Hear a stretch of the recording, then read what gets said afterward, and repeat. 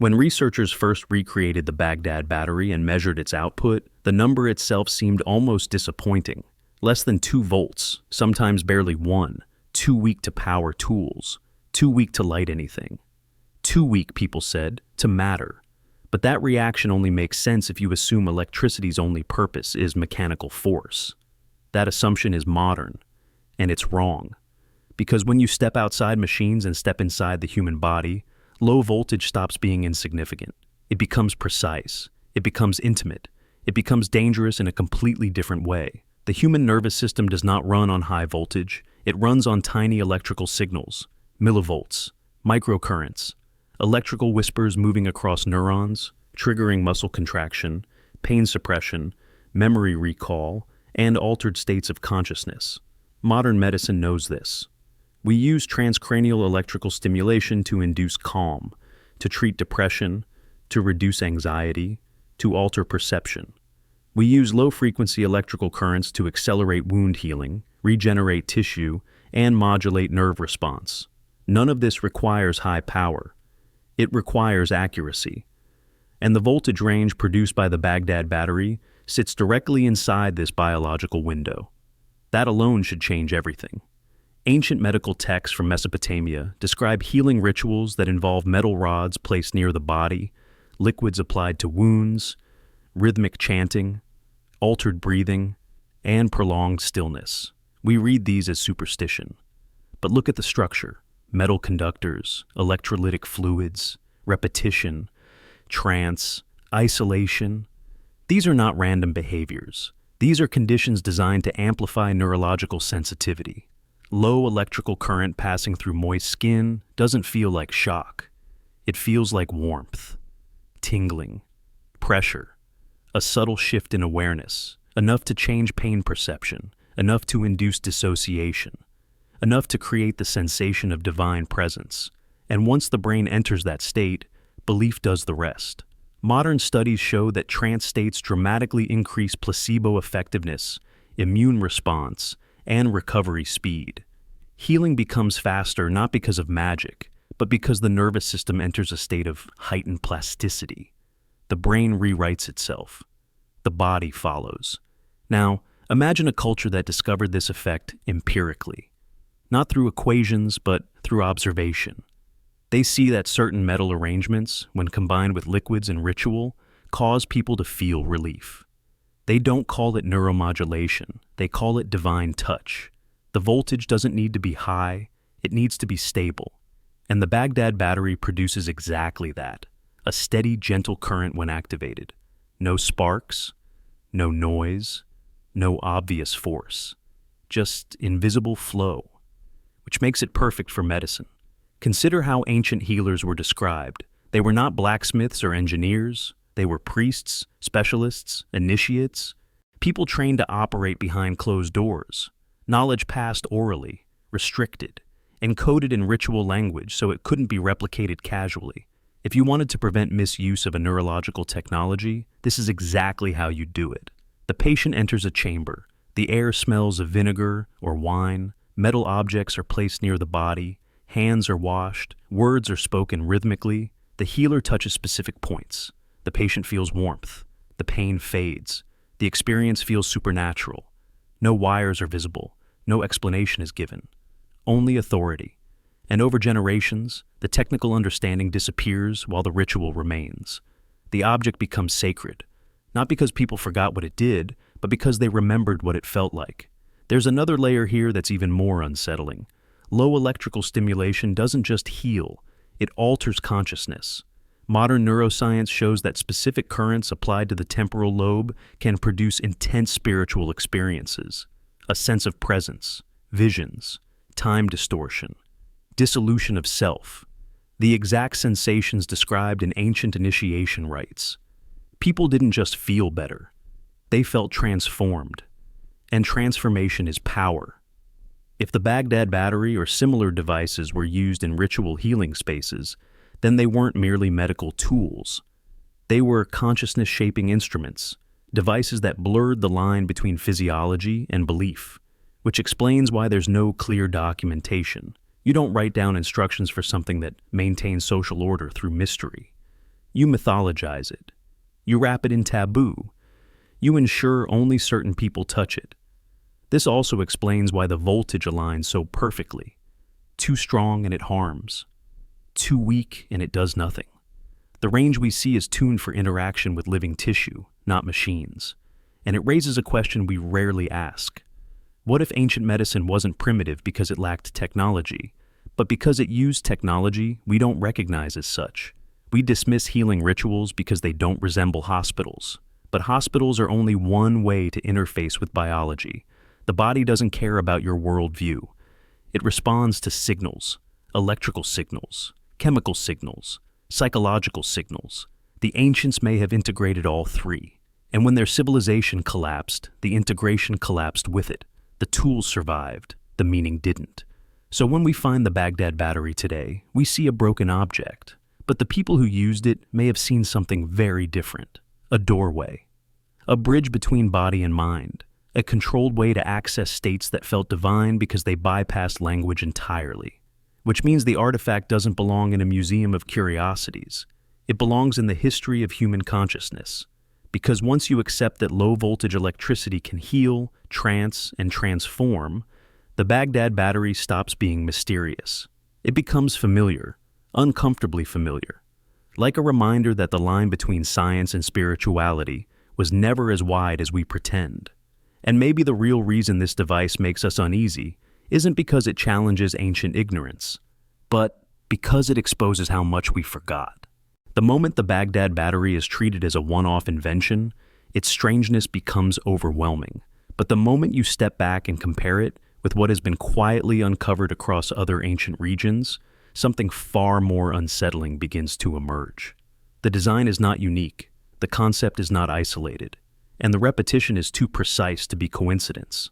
Across ancient Mesopotamia, fragments appear that follow the same logic. Ceramic vessels of similar size, copper sheets rolled into cylinders, iron rods carefully positioned at the center, sealing materials designed to prevent leakage and exposure, each component chosen not for decoration, not for symbolism, but for function. And then, far beyond Mesopotamia, echoes of the same configuration begin to surface. In parts of ancient Egypt, sealed metal and ceramic assemblies have been found in ritual and medical contexts that defy standard explanations. They are not containers, they are not storage, they are not offerings, they are engineered. In regions of the Parthian and Sasanian empires, objects appear with identical proportions and material pairings, copper and iron, isolation through resin or asphalt, narrow openings designed to limit interaction with the outside environment. Even more disturbing are discoveries from regions with no officially recognized technological exchange. In ancient India, descriptions exist in Ayurvedic texts of metal vessels used with acidic plant extracts to awaken internal fire without heat. The language is poetic, but the structure mirrors the same principles. In China, early alchemical traditions describe sealed jars where metals interact through liquids to produce invisible forces that affect the body and spirit. Different languages, different myths, different cosmologies, same structure. This is where the narrative breaks. Because civilizations separated by geography, language, and religion do not independently invent the same unnecessary complexity by accident. They may invent pottery, they may invent metal tools, but the same multi-material, sealed, electrochemical configuration appearing again and again points to shared knowledge, not parallel ignorance. And shared knowledge requires transmission, not casual trade, not rumors, not inspiration. Transmission requires specialists, which means the Baghdad battery was not local knowledge. It was part of a network. Not a network of wires, but a network of minds. Ancient trade routes didn't just move spices and silk.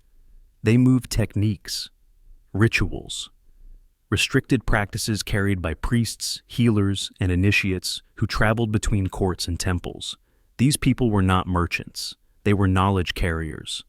And they spoke in symbols because symbols survive when explanations don't. When similar devices appear scattered across regions, often buried without context, often misclassified, often ignored, we should ask why the design never evolved publicly. Why didn't it become larger? Why didn't it become more efficient? Why didn't it turn into visible machines? Because it was never meant to. The uniformity of the design suggests something critical. This wasn't experimental technology. It was stabilized technology. A design that had already reached its intended purpose and stopped changing. The same way surgical tools remained similar for centuries once they worked. The same way ritual objects resist modification. Stability means the function mattered more than innovation, and secrecy matters more than optimization. Look closely at the dimensions. The proportions repeat. The spacing between metal components remains consistent. The insulation method is always crude but effective. This isn't artistic variation, it's standardization. Standardization is the fingerprint of systems, and systems do not emerge spontaneously in isolation. Some researchers try to explain this away by saying people reused similar materials because they were available. But availability does not explain configuration. You can have copper and iron without sealing them together in a way that generates current. You can have ceramic jars without suspending rods at precise distances. The chance of repeating the same unnecessary arrangement across cultures is vanishingly small, which means someone knew something, and they wanted others to know it too. But not everyone. Knowledge in the ancient world was tiered. Farmers knew seasons. Craftsmen knew tools. Priests knew processes that affected the body and mind. Those processes were guarded because they created authority. A healer who could induce trance or relief from pain was not just useful, they were powerful. So the design spread quietly, through initiation, through apprenticeship, through coded language. And when empires fell, the carriers vanished. What remained were artifacts stripped of explanation. That's why these devices feel out of place when we find them. They belong to a layer of civilization that operated parallel to public life.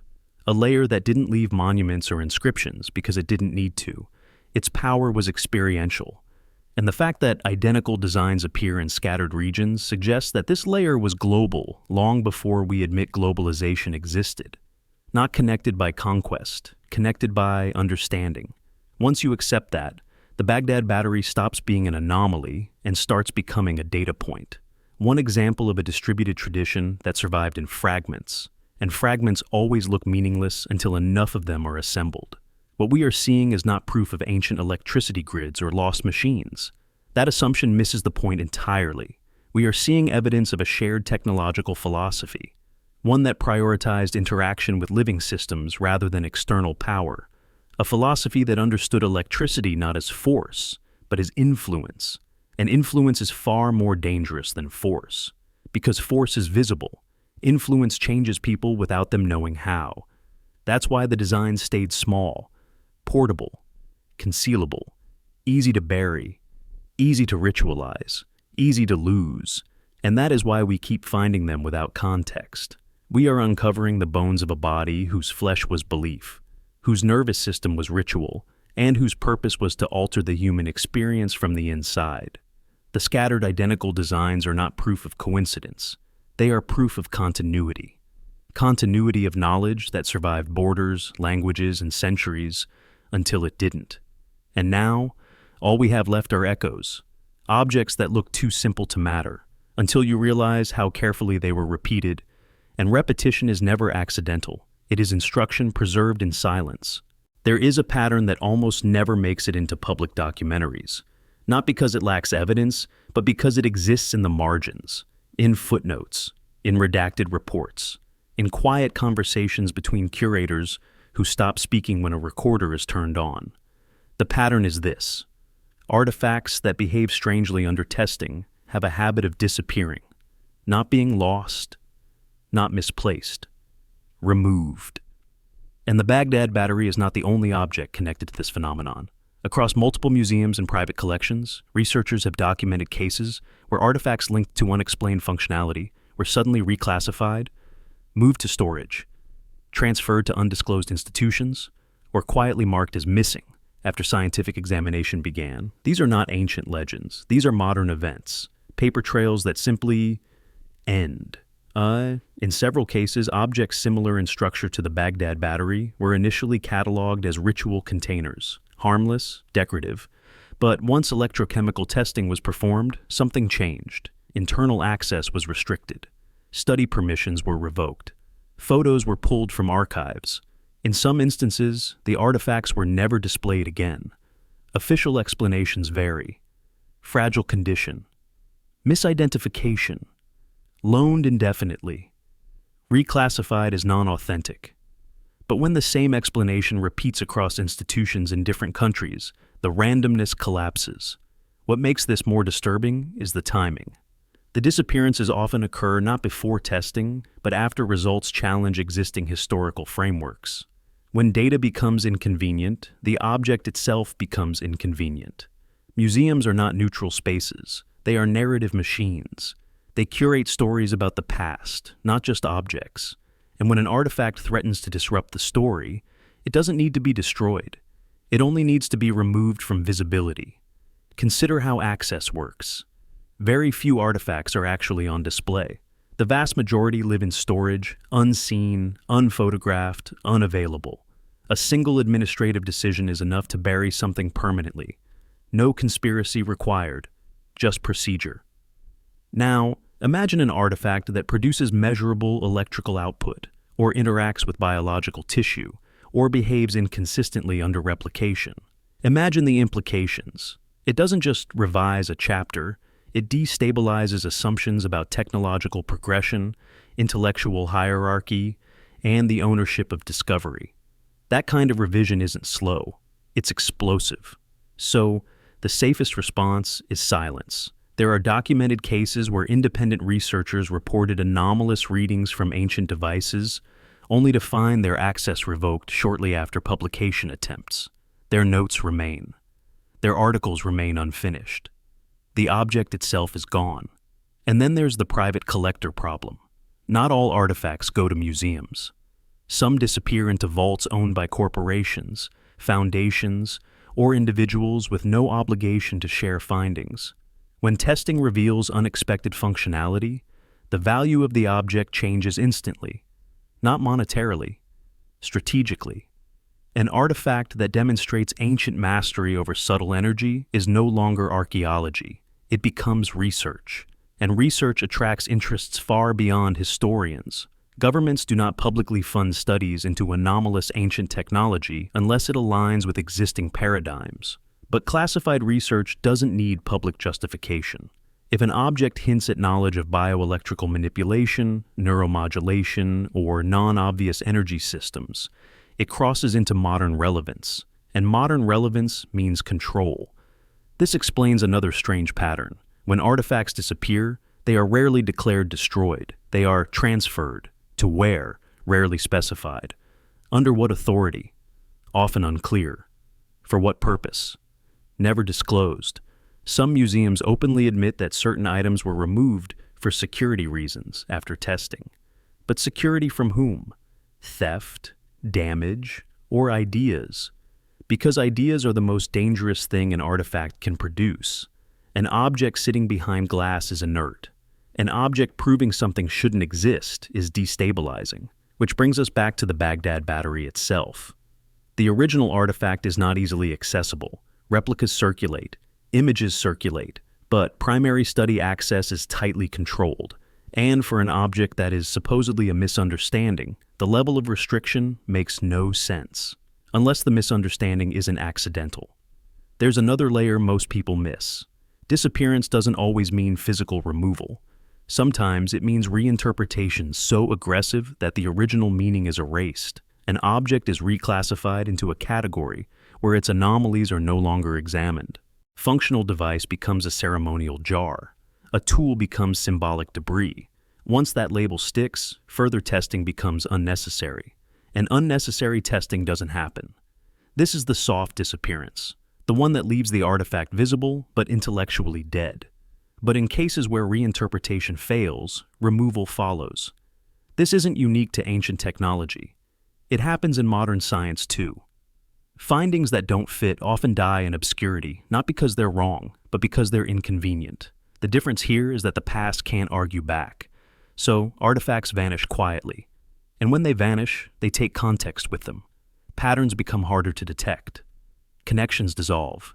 Each remaining object looks isolated again, an anomaly instead of a system, which is exactly how you prevent a larger picture from forming. No dramatic erasure, No burning libraries, just administrative fog.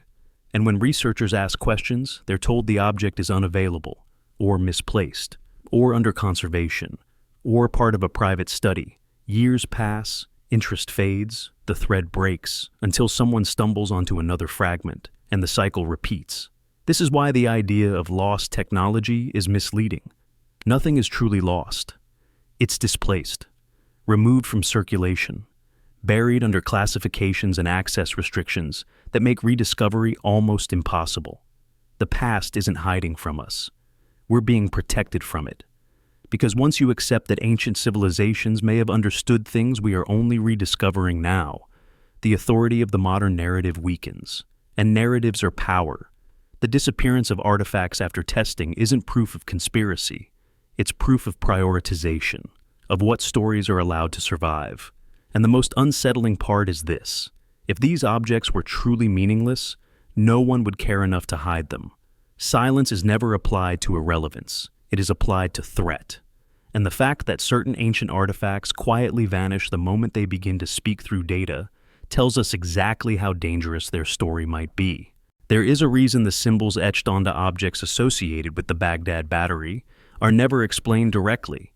Not because they are undecipherable, but because they are unsettlingly clear once you stop forcing them into religious or decorative categories. Again and again, across artifacts linked to sealed vessels, metal assemblies, and ritual tools, the same visual language appears. Paired forms, opposites facing each other, lines converging, circles intersecting. Motifs that repeat one idea relentlessly. Nothing happens alone. Activation requires union. To modernize, these symbols are brushed aside as fertility imagery, cosmic balance, or vague spiritual metaphor. But ancient civilizations did not waste engraving space on ambiguity. Etching was labor. Precision mattered. Symbols were compressed instructions, not poetry. When the same symbolic grammar appears near objects with functional components, the symbols are not commentary. They are operational cues. Union is not romance. Union is process. Across Mesopotamian artifacts, we see paired vertical lines joined at the base, sometimes capped, sometimes enclosed in a circle. This has been interpreted as masculine and feminine, heaven and earth, God and human. But the same shapes appear near metal pairings, where two dissimilar substances are intentionally brought close but not allowed to touch. Copper and iron. Separate, yet linked. Inactive alone. Active together. The symbol does not celebrate the pair. It warns you that the pair is necessary. In ancient systems of thought, energy was never imagined as singular. Power emerged from interaction. Fire from friction. Life from combination. Transformation from tension. This philosophy is embedded everywhere, but nowhere is it more literal than in devices where nothing happens until two materials are brought into relationship. The etched symbols repeat this logic obsessively. Two shapes, one vessel, one outcome. Some symbols show mirrored figures facing inward, hands raised, a line between them. Scholars describe this as prayer, but prayer does not require symmetry. Systems do. Symmetry ensures balance. Balance prevents overload. Balance stabilizes output. Other markings depict flowing lines entering a container from opposite sides, meeting at a central point. This is often dismissed as symbolic convergence, but placed on vessels designed to hold reactive substances, the imagery becomes unmistakable. Inputs combine. Reaction begins. Output emerges. Activation through union.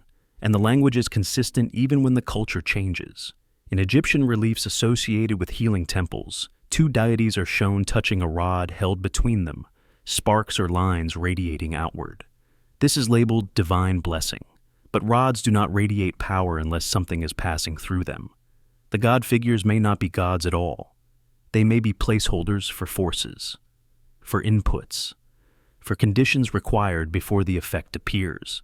In ancient Indian iconography, metal vessels are often shown flanked by dual energies, described as Ida and Pingala, lunar and solar currents. These are not abstract chakras floating in the void. They are instructions for balance, equalization. Without both, nothing flows. The idea repeats everywhere because it is fundamental. No union, no effect.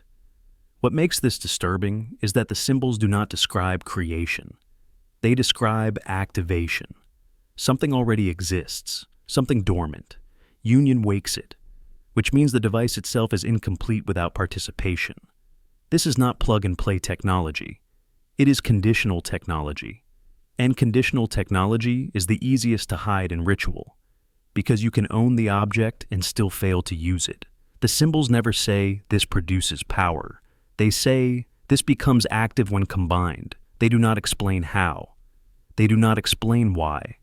They assume the user already knows. This tells us something crucial. The symbols were not meant for beginners. They were reminders, safeguards, warnings etched for those already initiated.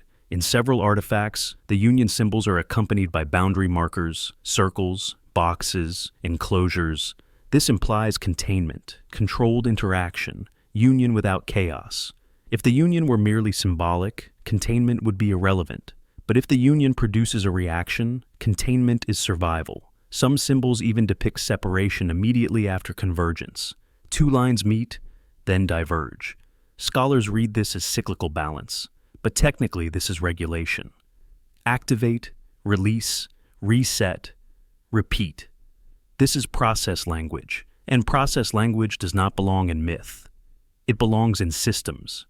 The deeper you examine these symbols, the clearer it becomes that ancient people were not describing gods mating or cosmic harmony. They were describing operational conditions using the only language that could survive collapse. Symbolic compression. Words rot.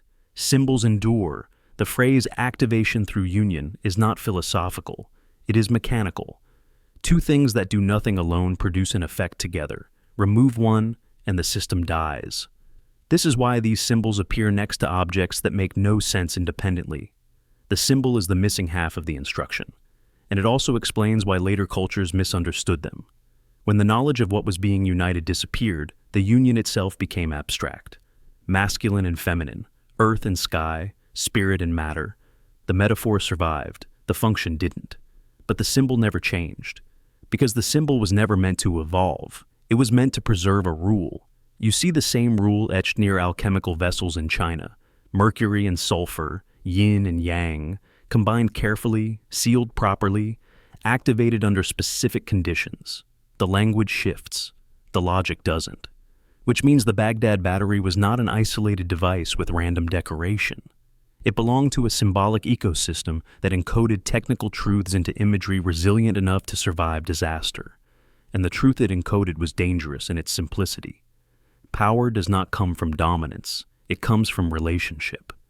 Two dissimilar elements, close enough to interact, separated enough to remain distinct, sealed enough to prevent chaos, balanced enough to sustain flow. That is not spirituality. That is engineering disguised as myth. And once you recognize this, the etched symbols stop being beautiful. They become instructional, and instruction implies intention. Intention implies design. Design implies knowledge, and knowledge implies inheritance. The symbols describing activation through union are not ancient poetry whispering cosmic truths. They are warning labels left behind by people who understood exactly what happens when forces combine without understanding. They didn't carve these symbols to explain the universe. They carved them to keep it from breaking. The moment you stop imagining the Baghdad battery as a single object and instead place it among many, its true nature begins to emerge. One battery is an anomaly, two are coincidence, but dozens, arranged with intention, begin to form something else entirely. Not a tool, not a ritual prop, a system. And systems do not exist for curiosity. They exist for continuity. The theory that multiple batteries once formed a grid is unsettling, not because it suggests ancient electricity, but because it suggests ancient planning. Planning on a scale that assumes repetition, replacement, maintenance, and shared standards. A grid is not an experiment. A grid is commitment. Fragments found across Mesopotamia show remarkable uniformity in size, materials, and construction. That uniformity is not artistic. It is logistical. Objects meant to work together must conform to limits. Voltage consistency, material compatibility, spatial arrangement. When multiple low-voltage units are connected in sequence, their combined effect increases predictably. This is not speculative. This is fundamental electrochemistry. Even if ancient builders didn't describe it mathematically, they would have observed it empirically. 1 jar produces a sensation. 2 amplify it. 10 transform it. Patterns would have emerged quickly, enough to formalize practice. And formalized practice leaves architecture. Several excavation sites near ancient administrative and ritual centers reveal unexplained stone channels, grooves, and cavities cut into walls and floors. They are often dismissed as drainage, decoration, or structural remnants, but their spacing is strange, too regular, too shallow for water flow, too localized to matter structurally, but perfectly spaced for alignment. Imagine rows of ceramic vessels set into recesses, partially hidden, sealed, and connected by conductive elements we no longer recognize because they decayed.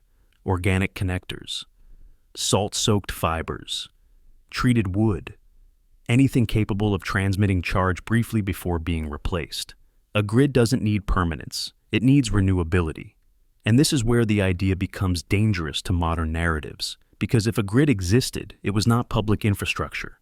It wasn't lighting streets or powering machines. It was enclosed, controlled, purpose-built for specific environments. Healing chambers, initiation rooms, restricted spaces where controlled energy altered the human experience. A grid allows modulation. You don't just activate, you regulate, increase intensity, decrease exposure, maintain balance. You don't need high power, you need consistency. Modern neuromodulation devices use arrays of low-voltage sources to shape electrical fields across the brain, not to shock, but to influence. The concept is identical, only the materials differ. This explains something archaeologists rarely discuss: why so many ancient sites feel charged even today, why people report sensations of pressure, dizziness, calm, or unease in specific rooms. We blame acoustics, psychology, suggestion.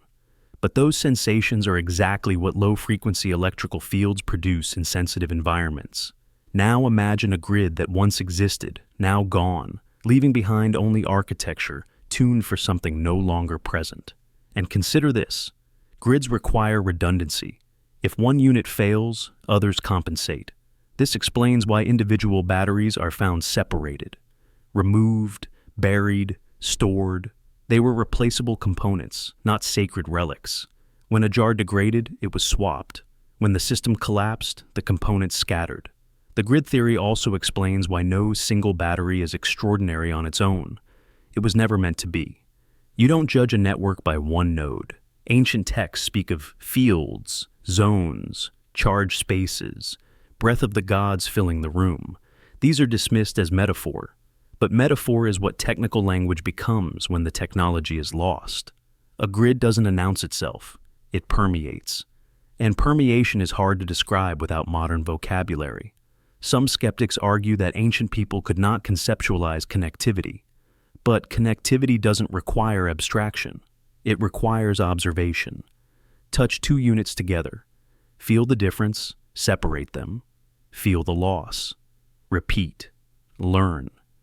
That is how all early systems evolved. The resistance to the grid theory is not technical. It is psychological. Accepting it forces us to abandon the idea that ancient people were limited to isolated inventions. It suggests they thought in networks, and networks imply hierarchy. Who controlled the grid? Who decided when it was activated? Who was allowed inside the space when it was functioning? These questions make historians uncomfortable because they point toward power structures rooted in technological control rather than myth alone. A grid that alters consciousness is more powerful than a throne, and it would have been guarded accordingly. There is also a darker implication. Grids can be used not just to heal, but to condition. Prolonged exposure to certain electrical environments affects mood, compliance, memory formation. Modern studies confirm this. If ancient elites understood even a fraction of this, they possessed a tool for social influence far subtler than force, which means the grid may not have been benevolent, and that may be why it disappeared. When civilizations collapse, the most dangerous knowledge is either destroyed or hidden, not out of superstition, but out of fear of misuse. The grid theory doesn't require lost superscience. It requires lost intent. The physical components were simple. The system was not. And systems are harder to reconstruct because they rely on relationships, not objects. This is why museums display batteries individually, isolated, silent, safe, because the moment you place them together again, even conceptually, the story changes. They stop being curiosities. They become infrastructure, and infrastructure rewrites history. If the Baghdad battery was once part of a grid, then ancient people were not just experimenting with energy. They were shaping environments. There is a phrase that appears again and again in ancient texts, scattered across civilizations that supposedly had no technological overlap, a phrase so strange that translators usually soften it, spiritualize it, or dismiss it entirely. The light of gods from clay. Sometimes it is rendered as divine glow born of earth, sometimes as sacred fire without flame, sometimes as living light sealed in vessels. The words change. The meaning does not. Clay, light, activation. Those three ideas should never coexist in a primitive worldview. Clay is inert, earthy, dead. Light belongs to the sky, to the sun, to fire, and yet, ancient authors insist that light can emerge from clay itself, not metaphorically, but conditionally, when prepared, when sealed, when awakened. This is where the discomfort begins. In Mesopotamian tablets, there are references to houses of clay where the gods breathe brightness. Scholars often translate this as poetic language for temples, but the descriptions are too specific. These are not open spaces, they are enclosed vessels, jars that hold the breath of heaven, earth shaped to trap glow, brightness that does not burn the hand, fire burns. Light described as harmless does not.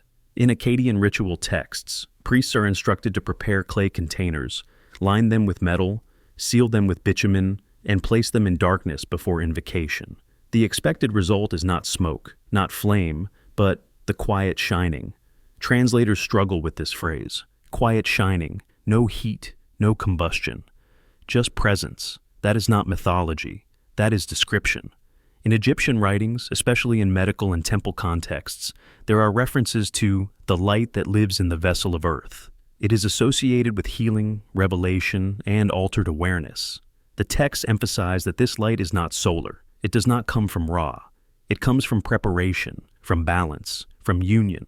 Again, clay vessels are central. Again, sealing is emphasized. Again, the process must be hidden. Why hide light if it is symbolic? You hide light when it is controlled. In the Book of the Dead, certain passages refer to initiates being washed in earthborn radiance during rites that leave them changed, calmer, obedient, or enlightened. Modern readers interpret this as spiritual metaphor. But the initiates were physically present. Something happened to them. The text repeatedly mentions sensations of warmth, tingling, pressure behind the eyes, and the feeling of standing in a glow that cannot be seen by outsiders. Seen by the body, not the eyes. In ancient India, Vedic and later Ayurvedic writings describe Teshes born of Prithvi, literally light born from earth. This is not sunlight reflected. It is a generated force. The texts specify that certain earthen pots, when combined with metals and sour liquids, produce effects on the nervous system: calm, focus, healing sleep, trance. The glow is described not visually but experientially. This matters because electricity does not always appear as visible light. Often it appears as sensation, as influence, as field. In Chinese alchemical manuscripts, sealed clay jars are described as lanterns without flame. That phrase is extraordinary. Lanterns are defined by flame. Remove it, and the word collapses. Unless the writer is describing something that behaves like light without fire. Again, these jars are not decorative. They are functional. They must be sealed. They must be prepared. They must be kept from casual handling. Across cultures, the same rule appears. If opened improperly, the light dies. This is not symbolism.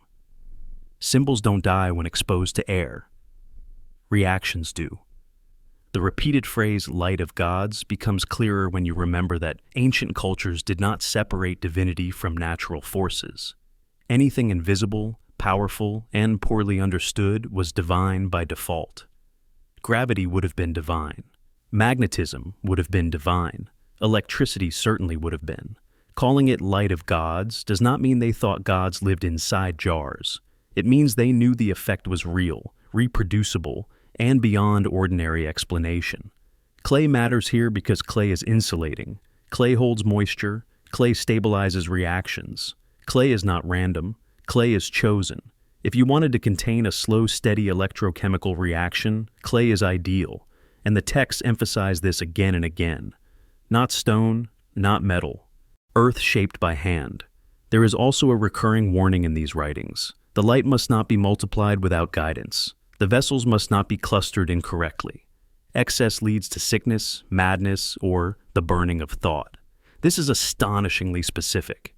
It implies that combining multiple sources increases intensity.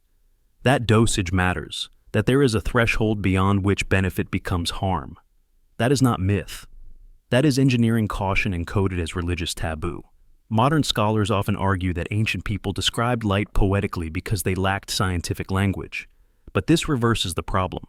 The descriptions are too consistent, too operational, too similar across regions to be poetic coincidence. What varies is not the phenomenon. What varies is the explanation layered on top. Gods, spirits, breath, essence. These are placeholders for cause. The cause itself remains constant. And when you read these texts without forcing them into modern categories, a different picture emerges. One where ancient people interacted with controlled, subtle energy using materials available to them, not to power machines, to influence bodies and minds. The light of gods was not blinding brilliance. It was a field, a presence, a sensation of being altered. And that kind of light does not need to be seen to be believed. It needs to be felt. Which is why these texts insist that the light cannot be explained to outsiders. It must be experienced. It must be undergone. Words fail. Symbols remain. This is also why the texts never describe construction step by step. They assume the reader belongs to a lineage, a chain of transmission. Break the chain, and the instructions become nonsense. That is exactly what happened. The chain broke. The vessels remained. The words survived. And now we read about the light of gods from clay and laugh because we imagine glowing pots and primitive superstition. But ancient writers were not describing fantasy. They were describing something real using the only framework available to them. And the most unsettling part is this. They never describe discovering the light. They describe maintaining it, which implies it was already known, already established, already part of a system older than the texts themselves. The light of gods from clay was not a miracle. It was a technology that outlived its explanation. And what we are left with is the echo of something that once worked quietly, reliably, and powerfully enough to be remembered long after its makers were gone. Not as science, not as machinery, but as divine light sealed in earth. Because when knowledge collapses, truth does not vanish. It disguises itself. When replicas of the Baghdad battery were first activated under laboratory conditions, researchers expected nothing. At best, a mild voltage reading. At worst, a failed curiosity. What they did not expect was that the object's most unusual behavior would not appear on instruments, but in living tissue. The earliest informal experiments were not even designed to test biological interaction. They were accidental. A researcher handling an activated replica reported warmth spreading through the fingers holding the metal rod. Another reported a dull pressure behind the eyes after prolonged proximity. These observations were dismissed immediately as suggestion, fatigue, or coincidence. But then they repeated, and repetition changes everything. When controlled experiments finally began, the results were unsettling precisely because they were subtle. No dramatic shocks, no burns, no obvious injury. Instead, there were changes in sensation, perception, and biological response that did not align with expectations for such low-voltage systems. When low current output from replicated devices was directed through saline-soaked materials in contact with skin, test subjects consistently reported tingling, warmth, and altered tactile sensitivity. These effects mirrored known responses to microcurrent stimulation used in modern physical therapy and neuromodulation. The voltage levels were nearly identical. More troubling were the neurological effects. In experiments where activated replicas were placed near the head without direct contact, Electroencephalogram readings showed slight but measurable shifts in brainwave patterns. Alpha waves increased. Theta waves appeared more frequently. These are the exact patterns associated with trance states, meditation, and deep relaxation. The subjects were not instructed to relax. The environment was neutral, yet the brain responded as if guided. This is not shocking if you understand biology. The human nervous system is exquisitely sensitive to electrical fields. It evolved inside a planet saturated with electromagnetic activity. Even weak, steady fields can entrain neural oscillations under the right conditions. Modern science uses this fact deliberately. The ancient world may have discovered it accidentally, then refined it deliberately. In several trials, researchers noted accelerated wound closure in tissue samples exposed to low-level electrical current produced by reconstructed batteries. This aligns perfectly with contemporary studies showing that microcurrents stimulate cellular migration, collagen synthesis, and blood flow. The effect was not dramatic. It was gradual, but it was real. Cells moved differently. Healing patterns changed. And the most disturbing part was consistency. These effects did not occur randomly. They occurred when the system was properly assembled, properly sealed, and properly activated. When any component was altered, the effects disappeared. That implies not coincidence, but mechanism. Other experiments focused on plant tissue. Seeds exposed to low-level currents during germination showed altered growth rates and root orientation. Again, nothing spectacular, but enough to suggest influence. Life responding to invisible instruction. Influence is the key word here. Electricity does not need to overpower biology. Biology already runs on electricity. Neurons fire, muscles contract. Cells communicate through electrical gradients. Introduce an external signal, even a weak one, and the system adjusts. This is why modern bioelectrical research is so cautious. Because once you understand how small a signal needs to be to change behavior, the ethical questions become enormous. Now imagine an ancient civilization discovering this without ethical committees, without terminology, without abstraction. They would observe effect first, explanation later, and explanation would default to the divine. A healer activates a device. The patient feels warmth. Pain lessens. Awareness shifts. Healing accelerates. The healer is not a scientist. They are a mediator between forces. The device becomes sacred, not because it is mysterious, but because it works. One experiment deserves special attention. In a controlled environment, replicated batteries were arranged in proximity to simulate cumulative field exposure. Subjects placed within this environment reported time distortion, heightened emotional sensitivity, and vivid internal imagery. No hallucinations. No loss of consciousness. Just altered perception. These are classic trance markers. The voltage levels were still extremely low, but the field density increased, and density matters. This supports the idea that ancient systems were not about power output, but field shaping, creating environments where the body behaves differently simply by being present. Modern humans associate electricity with violence, sparks, shocks, burns. But biological electricity is quiet. It whispers. It nudges systems rather than forcing them. That is exactly what these experiments suggest the Baghdad battery was capable of. Not harm, not spectacle, influence. Another strange observation emerged during long-duration testing.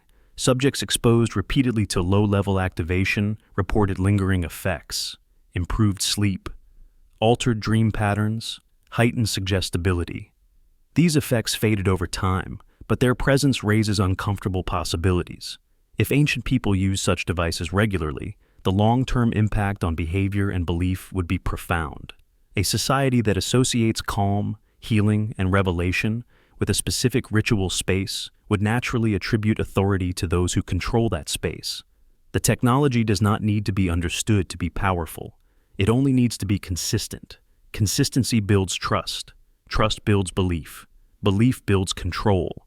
This is where modern researchers become uneasy, because these biological effects blur the line between medicine and manipulation, between healing and conditioning, between care and control. And that unease is not new. Ancient texts repeatedly warn that misuse of living light leads to madness, weakness, or loss of will. These warnings are often read as moral allegory, but they read exactly like side effect cautions: too much exposure, incorrect balance, improper activation. The language of harm appears alongside the language of healing, which implies empirical knowledge of risk.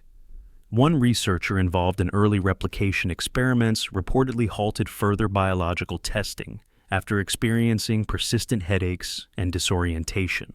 No damage was found, no clear cause identified, but the effect was enough to stop the work. Not because of danger, because of uncertainty. Science is comfortable with risk when mechanisms are understood. It becomes uncomfortable when effects appear without clear explanation. The Baghdad battery sits precisely in that uncomfortable space: low voltage, high biological sensitivity, subtle, reproducible effects that don't fit into a clean narrative of ancient ignorance, which brings us to the most unsettling conclusion. If experiments show strange biological effects when activated today, using crude replicas, imagine what ancient specialists could achieve with refined technique, accumulated experience, and ritual frameworks designed to amplify response. The device alone does not matter.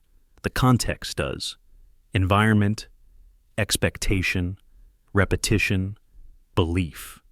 All of these amplify biological response. The ancients may not have known why it worked, but they knew that it did. And that knowledge was enough to shape healing practices, spiritual hierarchies, and social structures for generations. When the civilization collapsed, the effects did not vanish. The understanding did, leaving behind an object that modern science looks at and says, too weak to matter. And biology quietly replies, you don't need strength to influence a system that is already electrical. The experiments do not prove ancient super technology. They prove something far more disturbing: that human biology has always been vulnerable to subtle forces, and that long before we had words like neuromodulation or bioelectric fields, someone discovered how to touch the nervous system without ever touching the body. That is not primitive, that is precise. And it explains why these experiments are rarely pursued aggressively. Because once you accept that ancient tools could shape biological experience, the past stops being simple, and the present stops feeling safe. There is a detail that almost always gets dismissed first because it sounds uncomfortable, imprecise, and dangerously close to ideas modern academia prefers to keep at arm's length. And yet, once you map it carefully, it refuses to disappear. The locations where objects like the Baghdad battery were discovered do not scatter randomly across the ancient world. They cluster. And when those clusters are plotted against ancient pathways of power, ritual, and geography, something unsettling begins to emerge. They align, not metaphorically, spatially. What later generations would call ley lines. The term itself has been ridiculed for decades, lumped together with mysticism and pseudoscience. But strip the word away, and what remains is a simpler, more uncomfortable reality. Ancient civilizations consistently built important sites along specific geographical alignments. Temples, healing centers, administrative hubs, burial grounds, and ritual chambers were not placed arbitrarily. They followed invisible routes determined by terrain, water flow, seismic stability, magnetic anomalies, and celestial observation. Long before satellites, ancient surveyors understood the land in ways we no longer teach. And the sites where battery-like artifacts appear sit directly on these paths. In Mesopotamia, the Baghdad battery was not found in isolation. It was uncovered near ancient administrative corridors that linked temples, markets, and healing spaces. These corridors align with older pathways that predate the empire itself. Routes chosen not just for travel, but for placement of power. When similar objects appear farther east or west, the pattern repeats. They are not buried in random villages. They are found near nodal points, places where trade routes intersected, where rituals concentrated, where people gathered for healing, judgment, or initiation. Ley lines are often described romantically as energy lines of the earth. That language makes modern scientists uncomfortable, but the earth does possess measurable energetic properties: magnetic flux, telluric currents, natural electrical flows moving through the crust, especially along fault lines and water veins. Modern geophysics confirms this.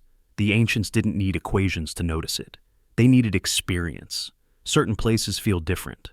Anyone who has stood on specific ancient sites knows this instinctively.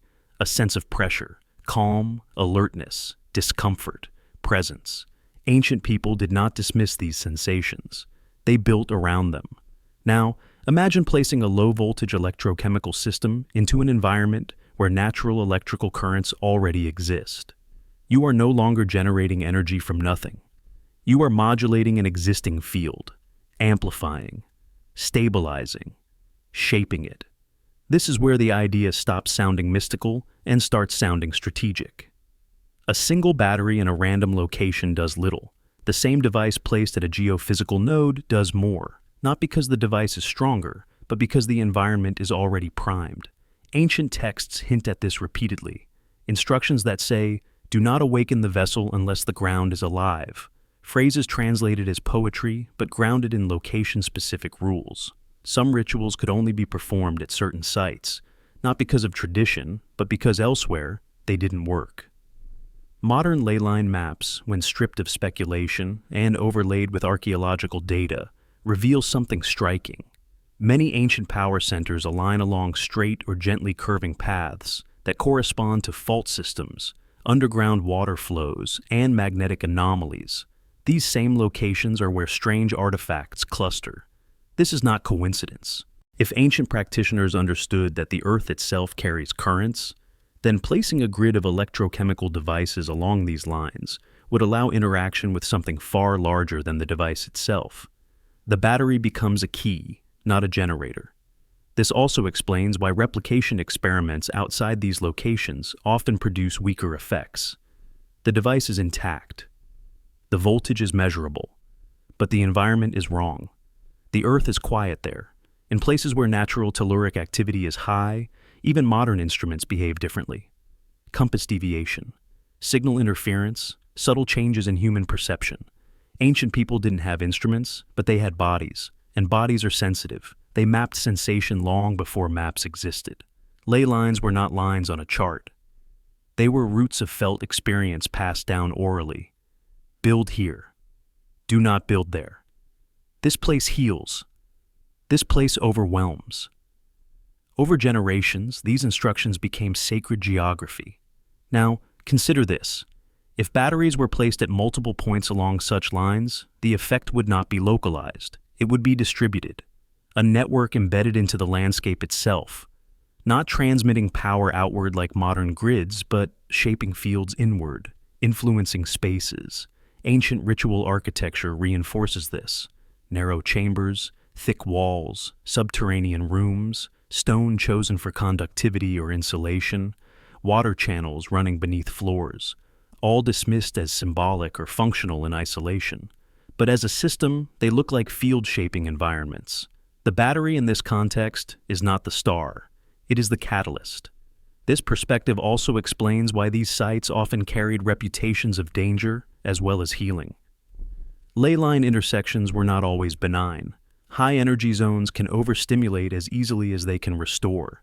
Ancient myths warn of madness, visions, possession, and loss of self at certain locations. These warnings are not moral. They are physiological. Exposure to altered electromagnetic environments affects cognition. Modern science confirms this reluctantly. Sleep disruption, mood changes, hallucination, susceptibility. The ancients experienced this without terminology. They encoded it into myth. So, when batteries are found near these sites, it is not accidental placement. It is deliberate amplification. And this raises an unsettling possibility. The ancient world may have developed location-based technology. Not portable gadgets, but fixed systems that only worked where the Earth cooperated. This kind of technology leaves very little trace once abandoned. Remove the device. The land remains. The effect fades. Only stories persist. That is why modern archaeology struggles with this idea. It is used to studying objects, not contexts. But here, context is everything. A battery in a museum is dead. A battery on a ley line is alive, which may explain why so many ancient texts insist that certain objects must never be moved. Their power depends on where they rest. Remove them, and they become inert. Sacredness drains away. That is not superstition. That is environmental dependency, and it explains why rediscovered artifacts feel disappointing under lab conditions. We isolate them from the very thing that made them work: the Earth. The most unsettling implication is this: if ancient people understood how to align devices with natural energy flows, then their technology was not primitive. It was ecological, integrated, subtle, designed to cooperate with the planet rather than dominate it. We replace that philosophy with brute force power generation, and in doing so, we lost the ability to recognize quieter systems. Ley lines are not magical highways of energy. They are ancient maps of sensitivity, routes discovered through lived experience, and the fact that battery sites align with them suggests intentional placement guided by generations of observation. This was not guesswork, it was inheritance, and once you see the pattern, it becomes impossible to ignore. These sites were chosen not because they were convenient, but because they were effective, which means the Baghdad battery was never meant to work anywhere. It was meant to work here, on ground that responded, in places where the Earth itself participates, and that realization changes everything, because it means ancient technology was not limited by materials, it was limited by location. And when the locations were forgotten, the technology died with them, leaving behind objects that look harmless, disconnected, and weak, until you remember where they belonged. And once you do, the question is no longer whether ancient batteries existed. The question is, what happens when you place modern curiosity back onto ancient ground and reconnect systems that were never meant to be reassembled? There is a category of testimony that never makes it into peer-reviewed journals, not because it lacks witnesses, but because it exists in spaces science does not like to acknowledge. Private collections, locked rooms, objects owned by individuals rather than institutions. And within that category, there is a recurring claim so strange that it is usually laughed away before it can be examined properly. Devices resembling the Baghdad battery emit a faint hum when exposed to moonlight. Not glow, not sparks, not visible activity. A hum. Low, continuous, barely audible, felt more than heard. Collectors who make this claim rarely publicize it. They mention it casually, almost reluctantly, usually after years of ownership. The conditions are always similar. The object must be intact, sealed, undisturbed, and the environment must be quiet enough for the sound to be noticed. The moon must be visible, not necessarily full, but unobstructed. At first glance, this sounds absurd. Moonlight is reflected sunlight. It carries no energy worth mentioning. It cannot power anything. That is the reflex response, and it is correct, if you assume the device is responding to light as illumination. But what if it isn't? Moonlight is not just light. It is a signal, a rhythm, a predictable, cyclic environmental change that ancient cultures tracked obsessively. The lunar cycle governs tides, groundwater pressure, animal behavior, plant chemistry, and human sleep patterns. These effects are not mystical. They are measurable. The moon moves mass, it alters fields, it changes tension in the earth itself. Ancient people knew this intimately. They planted by it, bled by it, healed by it, scheduled rituals by it. They did not treat the moon as decoration. They treated it as a regulator. So when private collectors say a device hums under moonlight, the question is not whether the moon is powering it. The question is whether the moon is completing a condition. Several collectors describe the hum as mechanical but without vibration. No shaking, no movement. Just a low, steady tone, similar to distant wires or pressure in the ears. Some report it ceases when clouds cover the moon. Others say it strengthens near the full phase. A few claim it disappears entirely if the object is moved indoors or shielded with heavy materials. That last detail matters, because shielding does not stop light. It stops fields. The hum is never loud enough to record easily. Attempts to capture it with microphones often fail, but devices sensitive to electromagnetic fluctuation sometimes register minor anomalies during the reported periods.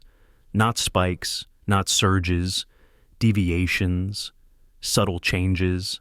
And subtlety is the fingerprint of systems designed to interact with environments, not overpower them. One collector described placing the device on a stone surface near an open window. During the lunar rise, the room felt different. Pressure, stillness, a sense of being inside something rather than observing it. The hum emerged gradually, as if the object were responding to a threshold being crossed, not activated by moonlight, synchronized with it. This distinction is crucial.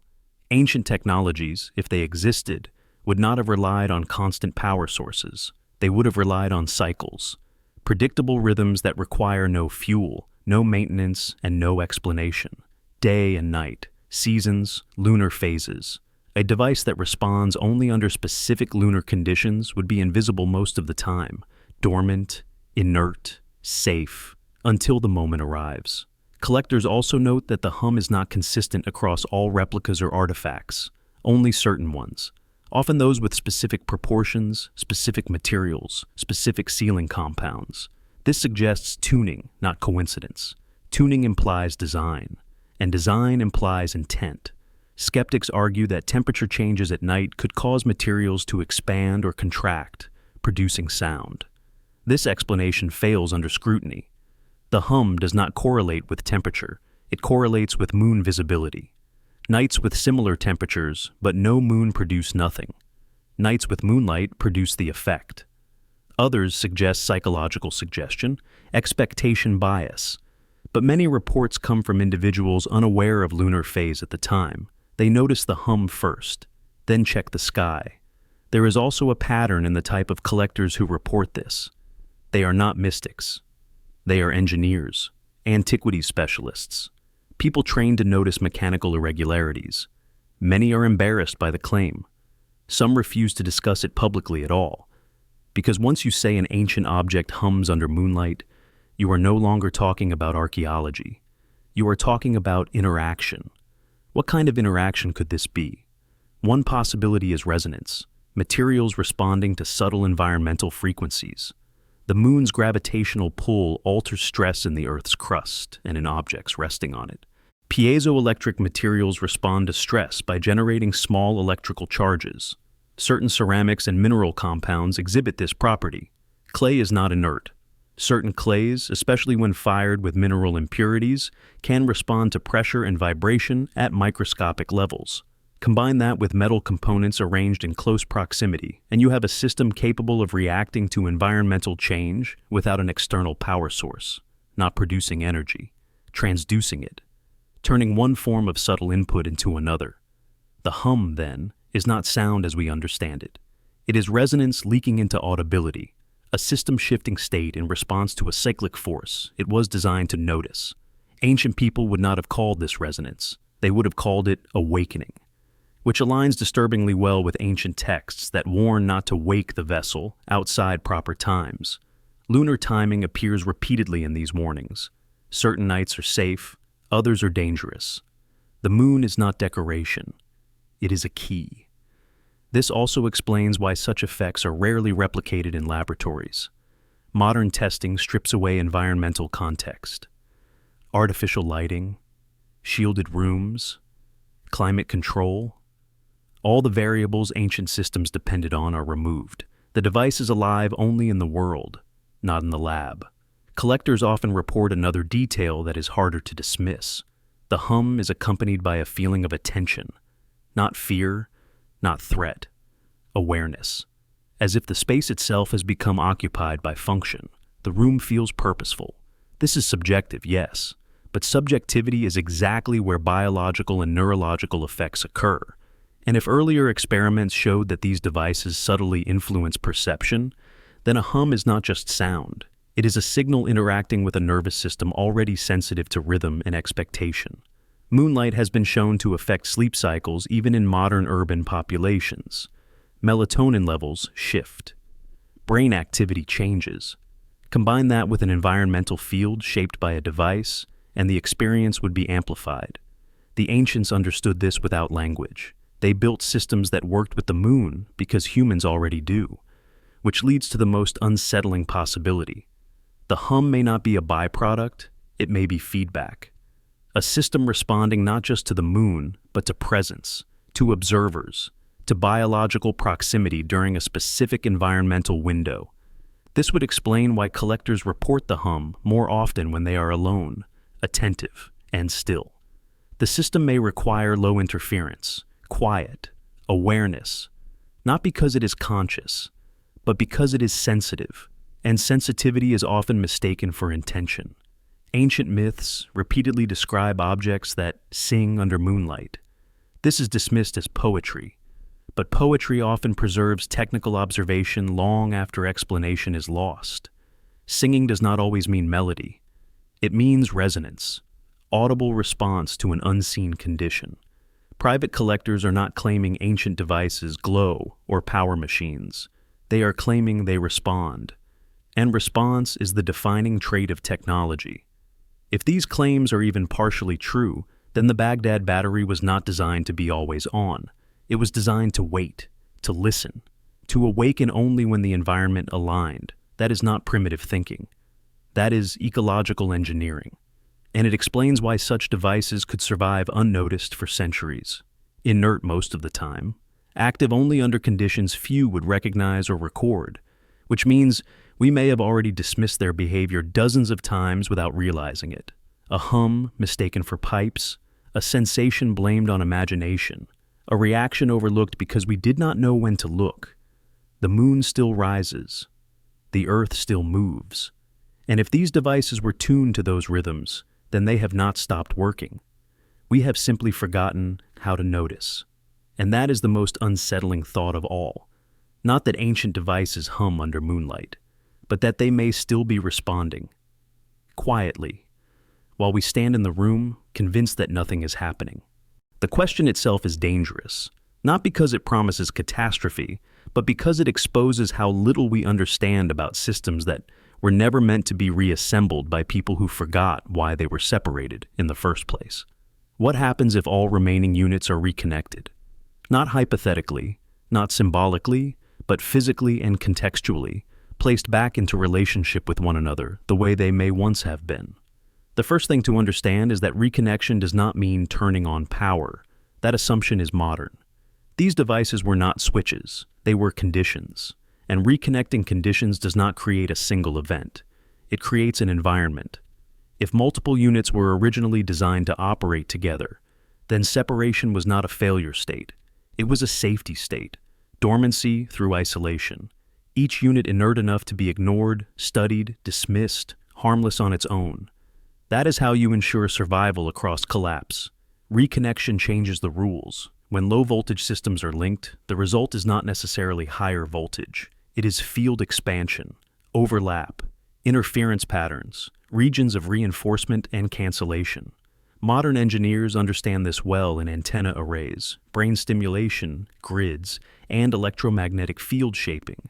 The effect is spatial, not linear, which means reconnecting all remaining units would not create a stronger battery. It would create a zone where subtle forces interact in ways that are difficult to predict because they depend on geometry, spacing, orientation, and environment. Move one unit slightly, and the field changes. Add another, and the behavior shifts again. This is not chaos, it is sensitivity. And sensitivity is the most dangerous property a system can have when its operators do not understand its purpose. The earliest consequence of reconnection would likely not be visible. No sparks, no lights, no cinematic moment. Instead, there would be changes in sensation, pressure in the ears, altered mood, difficulty sleeping nearby, heightened emotional response, a sense of attention or presence that cannot be localized. These effects would be dismissed initially as imagination, until they persist. Biological systems are the first to respond to subtle fields. Human nervous systems entrain easily. Heart rhythms shift. Brainwave patterns synchronize or destabilize depending on exposure. Animals would notice before instruments do. Restlessness, avoidance, attraction, unusual behavior.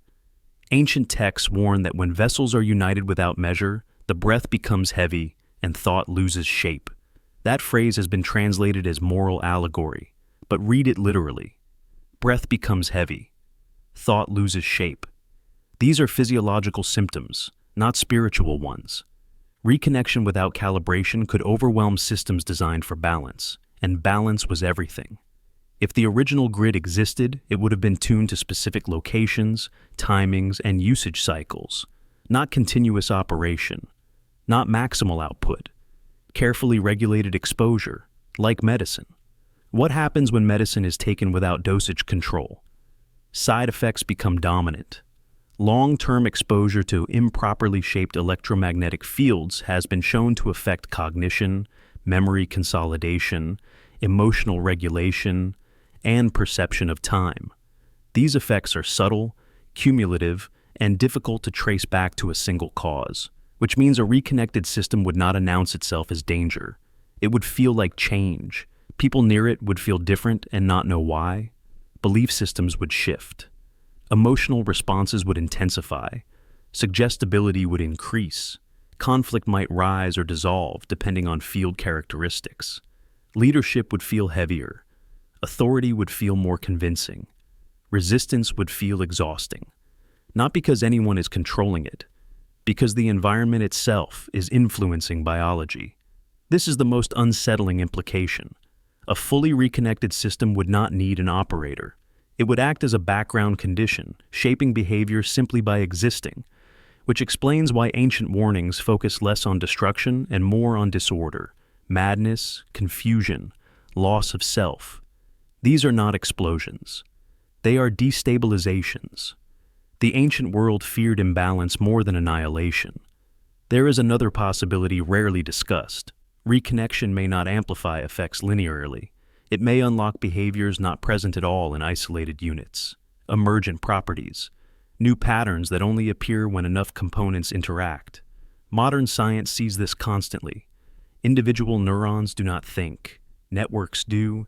Individual transistors do not compute. Systems do. Individual batteries do not shape environments. Grids might. If a threshold number of units were reconnected, something qualitatively different could occur. Not more of the same, but something else entirely. Ancient myths hint at this obliquely. Phrases like, "when the vessels speak together," or "when the silent lights agree." Agreement is an odd word to use for objects, unless it describes synchronization. Synchronized systems behave differently, and synchronization is notoriously difficult to control once initiated. This is where the fear enters modern institutions quietly, not because they expect apocalypse, but because they cannot predict outcome. Reconnecting all remaining units would not be an experiment. It would be an intervention into unknown space. And once done, it may not be reversible. Fields linger, materials change, biological systems adapt. You cannot simply unplug influence. This also explains why remaining units are dispersed deliberately. Stored in different countries, different collections, different legal jurisdictions. Separation prevents threshold conditions from being met accidentally. No single collector can reassemble the system. No single researcher can complete the pattern. And that may be intentional without anyone explicitly acknowledging it. There is also the issue of location. Reconnecting units outside their original environmental context may produce unstable effects, like tuning an instrument in the wrong climate. Ancient placement along ley-aligned sites suggests the grid relied on the Earth itself as part of the circuit. Reconnect the units without the Earth's participation, and you may get distortion rather than harmony, which again aligns with ancient warnings. Union without ground leads to sickness. Grounding is not metaphor here, it is literal. Modern electrical systems require grounding to prevent buildup and instability. Ancient systems may have used the planet itself. What happens if all remaining units are reconnected without grounding? You get noise, biological noise, cognitive noise, emotional noise, a low-level chaos that never resolves. This would not look like a disaster. It would look like a bad decade, unrest, confusion, heightened belief in irrational explanations, loss of consensus reality, people feeling watched, influenced, or unanchored without a clear cause. And the most dangerous part is that such effects would be attributed to social factors, politics, culture, technology, never to an ancient system quietly humming in the background. This is not science fiction. It is how subtle influences operate. They disappear into complexity. There is also a final, more speculative possibility. Reconnection could produce nothing at all. Total failure, inert silence. The system may require knowledge, timing, and ritual conditions that are gone forever. But even that outcome is dangerous, because repeated attempts to make it work would increase exposure, experimentation, and risk. Well, people would push harder, change configurations, remove safeguards they don't recognize as safeguards. Ancient systems were not idiot-proof. They were initiate-proof. They assumed training.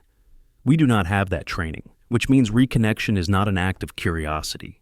It is an act of arrogance. The ancient decision to separate, hide, ritualize, and mythologize these devices may not have been superstition. It may have been containment. A slow deactivation spread across centuries. And if that is true, then the real question is not what happens if all remaining units are reconnected. The real question is why they were disconnected in the first place. Because civilizations do not dismantle systems that only heal. They dismantle systems that work too well. And if all remaining units were reconnected today, the result would not be enlightenment or power.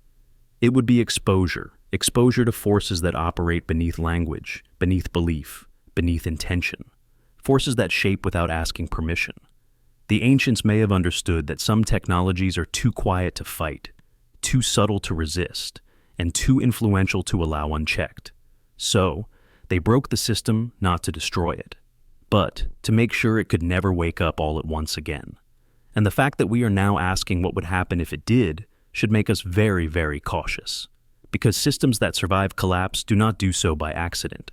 They survive because someone decided they were too dangerous to finish.